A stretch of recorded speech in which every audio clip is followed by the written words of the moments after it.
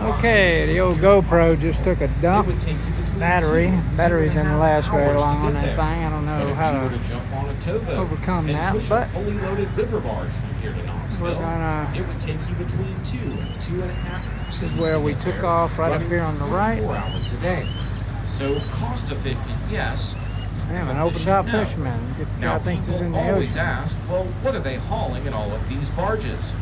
Well, it can be anything in bulk.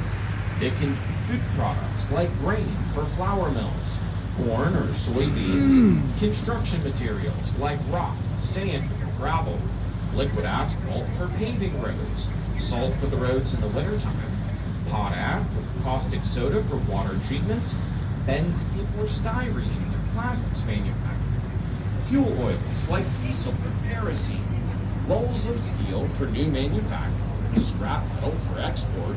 So once again, if you are trying to ship something bulk and are willing to wait for it, there is no better way than buying a barge.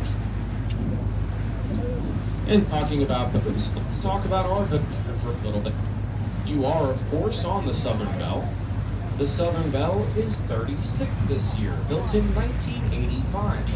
She's 136 feet long, 34 feet wide, and 44 feet tall. She has a draft out into the water of 4 feet. She's a flat-top boat, a true river boat. We can pull up to the bank in almost any location and land on the shore. You may have noticed the long ramp coming off the bow of our boat. Though that's not just a plank for unruly passengers, that is what is known as a landing stage. We use that stage when we come up to the bank. We'll lower it down, and it serves as a gangway to on or offload passengers or cargo. It's also how we fuel a boat. Now, we are powered by twin Cummins turbo diesel engines. They're an inline 6, 855 cubic inch marine engine, right about 350 horsepower apiece. They're turning dual counter-rotating 36-inch bronze propellers, and that's what's moving us forward through the water right now. Our top speed is 12 miles an hour, but that's with the wind and the current to our back, and half the people on this boat rowing. So typically we cruise between 6 and 10. While we're underway, we burn about 15 gallons of fuel per hour. We hold 3,000 gallons in our tank, and we have to fill up about once a month. The Southern Belle is constructed almost entirely of quarter-inch plate steel. She weighs 220 tons without any passengers or cargo on board. Now we're about to come underneath the first of 4 bridges in downtown Chattanooga. This is the Old Jotty Bridge, named after Mayor Old Jotty, who was instrumental in having it built in the early 1950s. Don't try to spell it, it's not how it sounds. Now, the Old Jotty Bridge is my favorite bridge here in Chattanooga. Would you guys like to know why it's my favorite bridge? You would? Because it has great acoustics. Now, the Old Jotty Bridge has State Route 27. There's our original dock, so we're going 27 is the main further past the city. From Chattanooga. We'll listen to the widening this bridge for the second time since it was built, in anticipation of a larger volume of traffic from the north. Chattanooga and the surrounding areas are rapidly growing. We're actually growing at a faster pace than most of the rest of the nation. The reason for that, I think, is because people come here on vacation, realize what a nice place it is to live, and decide to move here. That's exactly what happened to me 9 years ago. Came on vacation and just never left. Well, that and they're still looking for me down in Florida. Back up on our starboard side, you'll be able to see our pier. That's where you boarded the Southern Belle. Our pier is a boat. She does float. She'll move up and down with the level of the water, though she'll never move on her own. She has no main engines. Before she was our pier, she was a gambling casino in Davenport, Iowa, known as the President. When that casino company went under, we purchased that vessel, had her towed here, and then converted her into our facility. She now houses our gift shop and ticket office. dining and event space, commercial kitchen, and third deck burger bar. If you guys haven't been up to our burger bar yet, it's a great place to grab a bite or a drink and look out over the water. Also a great place to observe some of the events that we have here on our riverfront, like music festivals, rowing regattas, triathlons, and fireworks shows. If you look up behind our pier, for all you baseball fans, you'll be able to see a stadium. That stadium is AT&T, and it's the home of our Chattanooga Lookouts.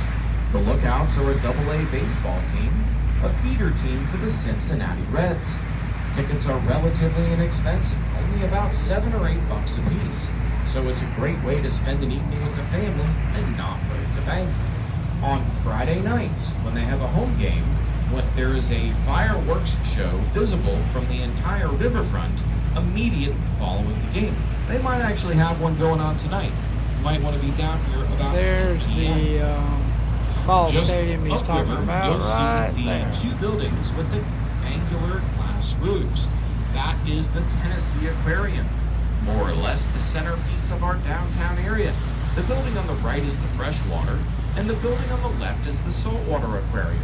Our freshwater aquarium is the largest in the entire world. It is a great display. They start you at the top as if you were in the foothills of the Appalachians.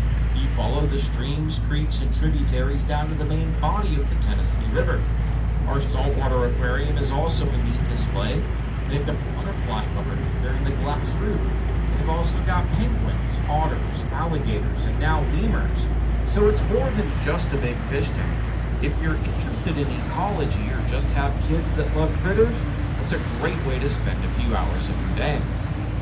And if you look just below our saltwater aquarium, you'll be able to see a mural on the wall there.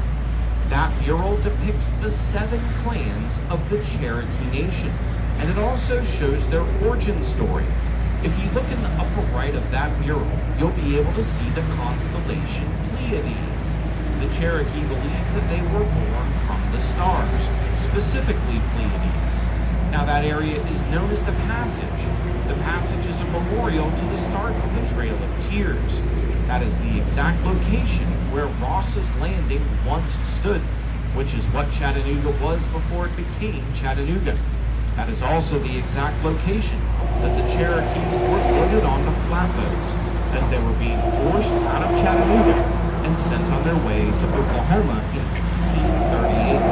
Talk about where nations now. I'll pause for just a moment as we come underneath this bridge. It tends to be a little bit loud.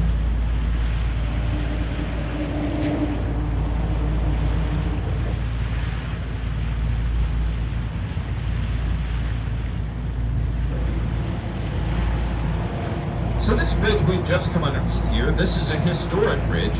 This is the Market Street Bridge, also known as the Chief John Ross Memorial Bridge. This is what they call a bascule-style lifting bridge. You'll notice the large concrete counterweights on either side of the superstructure. That balances the structure of the bridge so that it can open upwards in the center. That bridge is so well balanced that it only takes a 10 horsepower motor to open and close that span. Now they built that bridge in 1917 in anticipation of a larger volume of traffic or a larger volume of passenger and cargo vessels coming up the river here. Well, in its 104 years of existence now, how many times do you think it's open to let a boat through? Throw a number at me. Never? You're close. Once. Once in 104 years has it opened for a boat, and that was right about 6 years ago when the Delta Queen left town. So it's a good thing that they were thinking ahead. This next bridge we've just come underneath, also a historic bridge. It's the oldest bridge in Chattanooga, as well as the oldest bridge to permanently span the Tennessee River. Built between 1890 and 1892, that's our Walnut Street Bridge. Walnut Street is what they call a camelback style truss bridge. You can see wide humps. Now, in the early 1970s, this bridge had fallen into disrepair, and it was no longer deemed adequate to handle the width or the weight of the vehicles crossing it. So it was closed and slated for destruction. Well, it got down to the very day that demolition was about to begin on this bridge. But a group of people from Chattanooga got together, created a foundation, and raised the funds to have that bridge maintained. They removed the concrete and asphalt decking, redecked it with wood, and at the time it became the longest pedestrian-only bridge over freshwater in the entire world. It is still one of the longest in our country. At 2,376 feet, it's just under half of a mile. And it's a wonderful feature of our downtown area now. You can see people on it at any time of day or night. Back over on our starboard side at the top of the bluff, you'll be able to see the Hunter Art Museum. The Hunter Art Museum is the centerpiece of our bluff. Let me get this little bit of out of here. These kayakers coming in.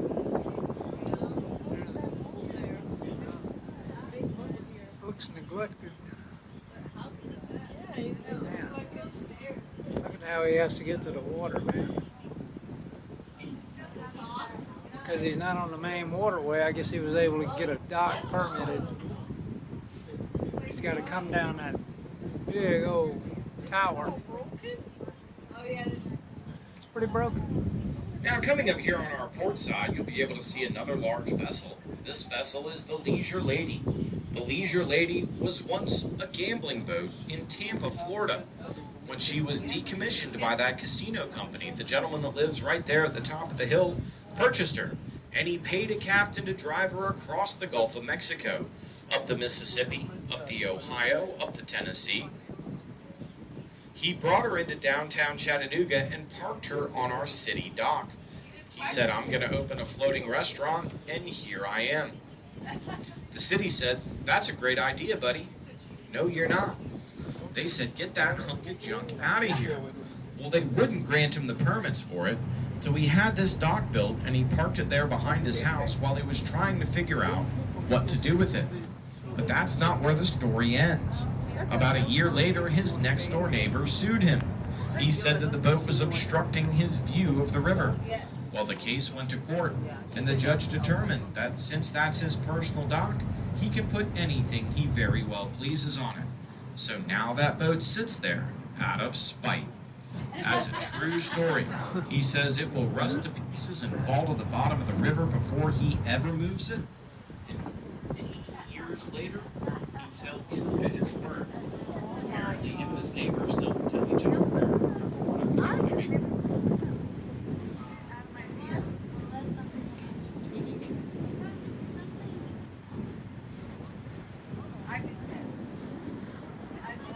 That's ridiculous. Yeah, that's rich people. And as we come back underneath our Veterans Bridge, you guys are going to get a good look here at the Bluff View Art District.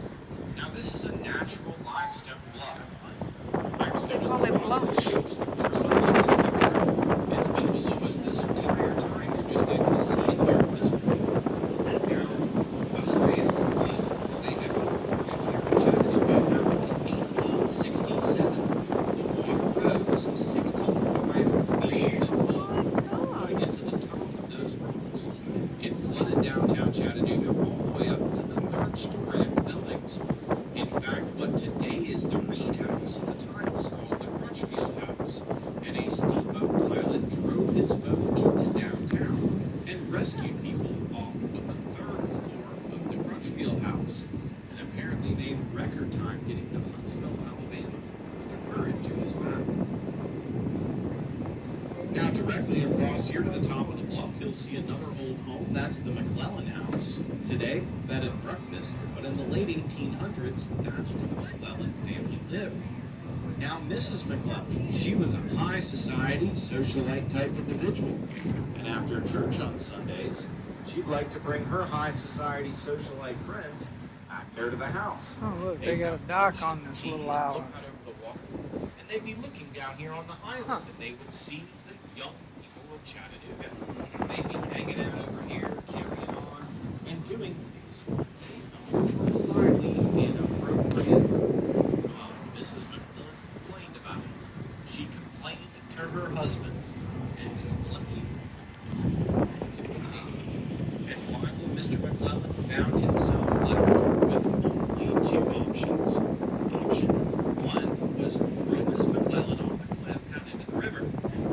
Option number 2 was contact the state and buy the island. So, happy wife, right guys? That's exactly what he did. Contacted the state, purchased the island. They cleared it off and raised cattle there for about 20 years. The only problem with that plan is this was before there were dams or There's the pedestrian bridge again. every few years, the water would come up, wash away the farmhouse, and all the cows would go floating down the river.